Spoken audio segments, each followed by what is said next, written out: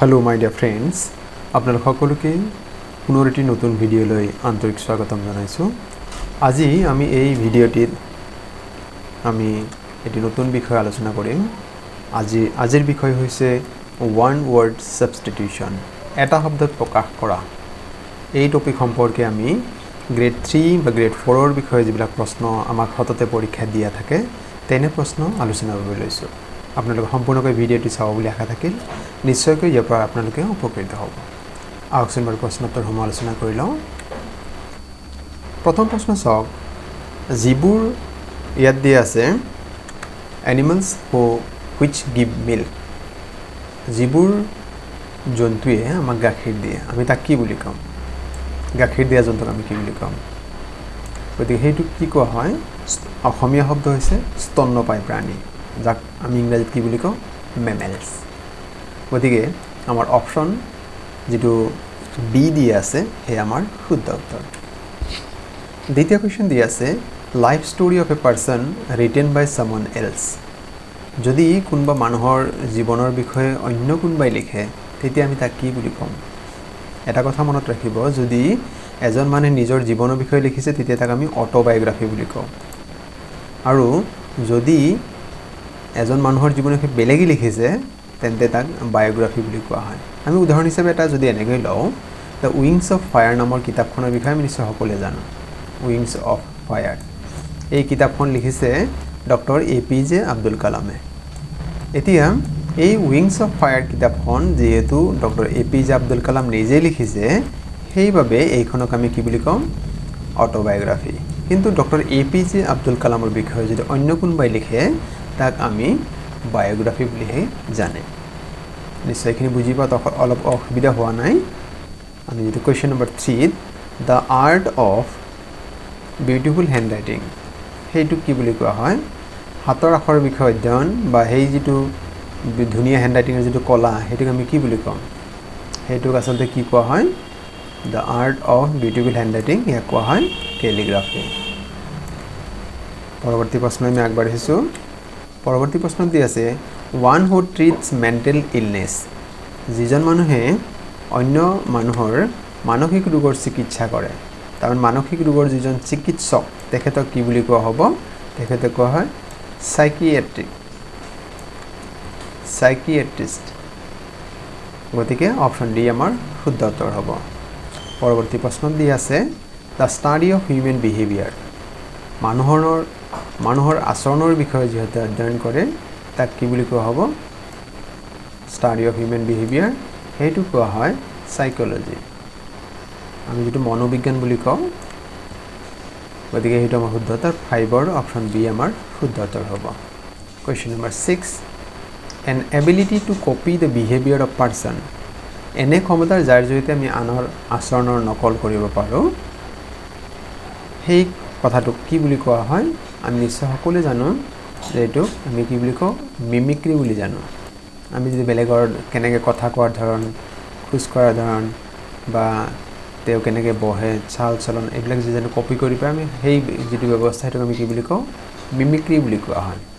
পৰৱৰ্তী প্ৰশ্ন loss of slip, নিদ্ৰাহীনতাক আমি কি বুলি কম? ইংৰাজী শব্দ এটা শব্দত ক'লে কোৱা হয় ইনসমনিয়া।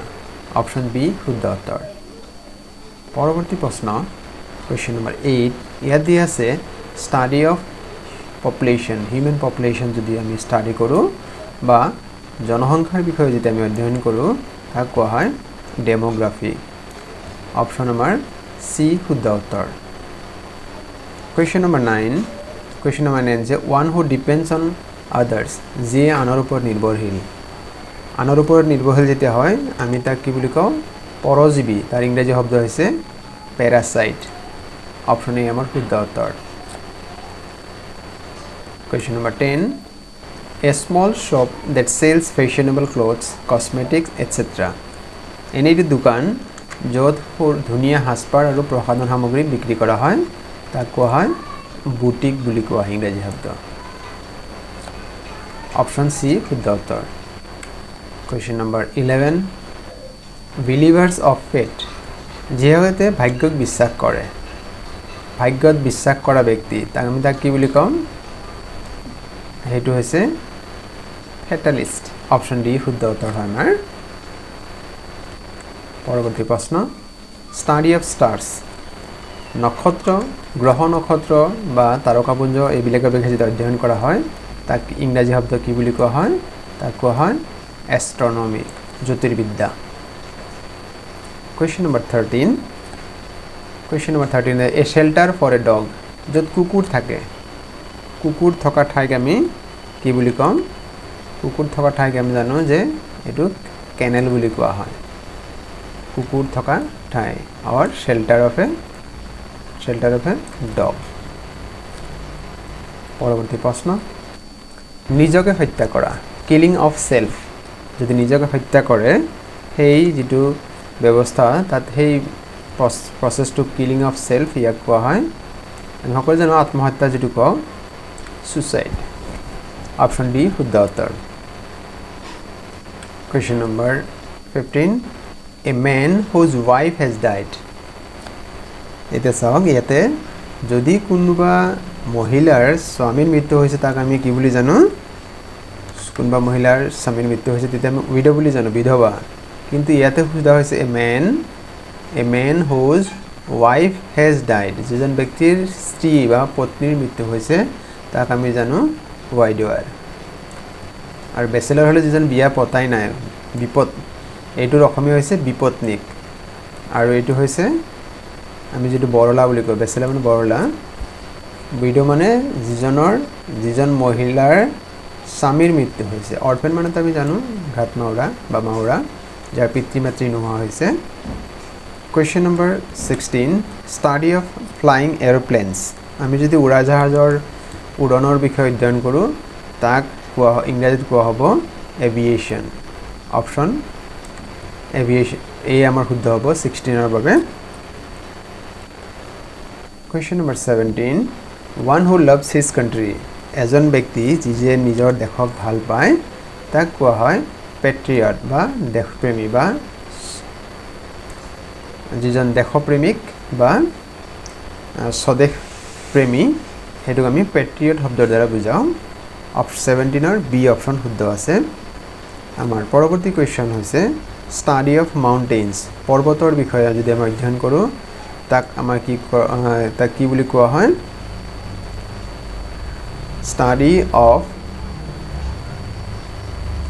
study of mountains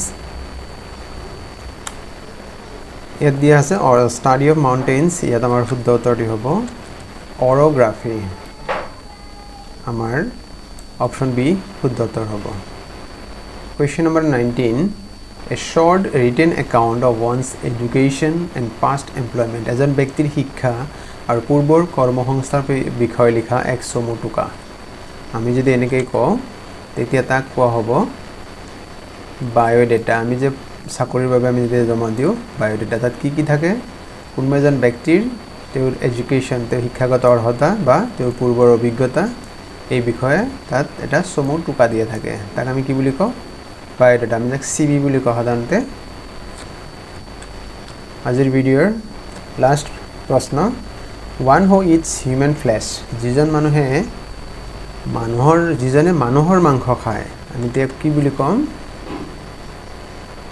সেইজন ব্যক্তি কোৱা হয় অপশন এ যেটো আছে আমাৰ হেয়া শুদ্ধ উত্তৰ হ'ব ক্যানিবল বুলি কোৱা হয় অপশন এ শুদ্ধ উত্তৰ হয় মানুহৰ মাংস খোৱা ব্যক্তিক ক্যানিবল বুলি জনা যায় মোৰ বন্ধু-বান্ধৱীসকল আজিৰ ভিডিঅ'ৰ বিষয়বস্তু ইমানে আপোনালোকে ভিডিঅ'ৰ বিষয়বস্তু আৰু ইয়াৰ উপস্থাপন কেনে পালে জনাবলৈ নাপাহৰিব আপোনালোকৰ এটি কমেন্টে আমাক পৰৱৰ্তী ভিডিঅ'সমূহ বনোৱাৰ ক্ষেত্ৰত বৰকৈ অনুপ্ৰাণিত কৰে আৰু কিবা দিহা পৰামৰ্শ থাকিলে আপোনালোকে ইউটিউবৰ কমেন্ট বক্সত জনাব বুলি আমি আশাৰে বাট চাইলো আৰু আপোনালোকে এটা বিশেষ অনুৰোধ যদি প্ৰথমবাৰৰ বাবে মোৰ চেনেলটি চাই আছে চেনেলটি সাবস্ক্ৰাইব কৰিব বুলি আশা থাকিল আৰু ভিডিঅ'সমূহ লাইক কমেন্ট আৰু শেয়াৰ কৰিব আৰু যিসকল আপোনালোকৰ বন্ধু-বান্ধৱীৰ পৰীক্ষাৰ প্ৰস্তুতি চলাইছে তেওঁলোকৰ হাতে এই ভিডিঅ'সমূহ শেয়াৰ কৰিব পাৰে আৰু আজিৰ এই ভিডিঅ'টি আপোনালোকে সম্পূৰ্ণকৈ চোৱাৰ বাবে আপোনালোকলৈ অশেষ ধন্যবাদ